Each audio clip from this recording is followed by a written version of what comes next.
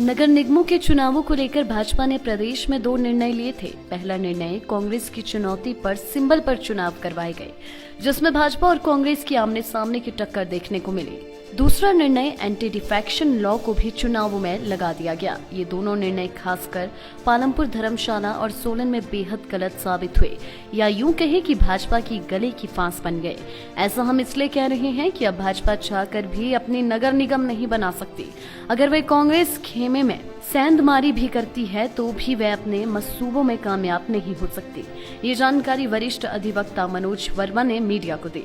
अधिवक्ता मनोज वर्मा ने बताया कि कोई भी नेता किसी भी दूसरी पार्टी में पद और धन के लालच में शामिल न हो जाए, इसके लिए कानून बनाया गया था। उन्होंने कहा कि जनता द्वारा जिस पार्टी को बहुमत दिया जाता है वे उस पर कायम रहे और वोटर की गरिमा को कोई आंच न आए, इसके लिए ये कानून बेहद आवश्यक है। उन्होंने कहा कि ये कानून आजाद रूप से चुनाव लड़े नेता पर भी लागू होता है। वह किसी भी पार्टी को बाहर से तो समर्थन कर सकता है, लेकिन पार्टी में शामिल नहीं हो सकता। उन्होंने भाजपा नेताओं को सलाह दी और कहा कि भाजपा सरकार जब खुद एंटी डिफेक्शन लॉ लेकर आई है तो उनका कर्तव्य बनता है कि वह जनता के फैसले का स्वागत करे और जोड़ तोड़ की राजनीति से दूर रहे। मतलब हमने बचपन में सुना था कि आया राम गया राम, तो वो एक गया राम जो थे शायद विधायक थे हरियाणा के, और उनका ये था कि उन्होंने एक पार्टी छोड़कर दूसरी पार्टी ज्वाइन की थी और फिर उसी दिन करीब 8-9 घंटे बाद दोबारा से वापस पिछली पार्टी में चले गए थे। तब ये महसूस किया गया था कि इस तरह का एक कानून होना चाहिए जो जनता और जो नेता हैं उनकी जो निष्ठाएं हैं और जो उनका विश्वास है वो कायम रहे। जनता जो है किसी एक पार्टी को वोट कर रही है तो उसका नेता जो है जीतने के बाद दूसरी पार्टी में ना चल जाए, क्योंकि वो एक विश्वासघात हो जाता है जनता के साथ।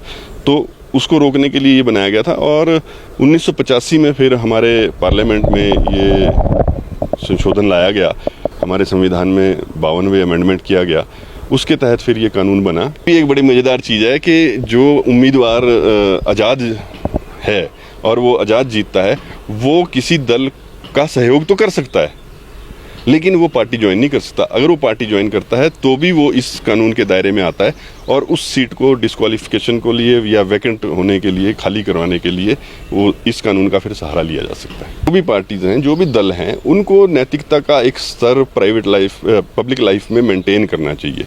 और जनता ने जो मैंडेट दिया है, अगर आप सीधे रास्ते से चुनाव नहीं जीते हैं तो ये जो बैकडोर की एंट्रियां हैं, पिछले रास्ते से सत्ता में आने का जो ये सिस्टम चल रहा है, इसको खुद नैतिकता के आधार पर नहीं करना चाहिए। अगर इस तरह का कुछ किया जा रहा है तो ये बहुत गलत है।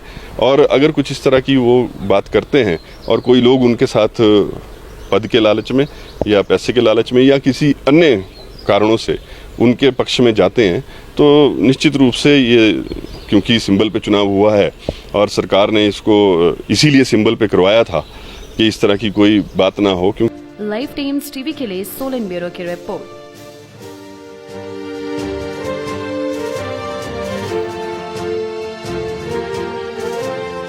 गोलू मोलू बाबू सोना, सबका दुश्मन है ये कोरोना। जब भी घर से बाहर जाना, मुंह पे अपने मास्क लगाना। अगर गलती से टच हो कहीं तो हाथों को सैनिटाइज करो ना। जिस पे चले ना जादू टोना, भूत का बच्चा है ये कोरोना। सोशल डिस्टेंसिंग में रहो ना, वरना हो सकता है कोरोना।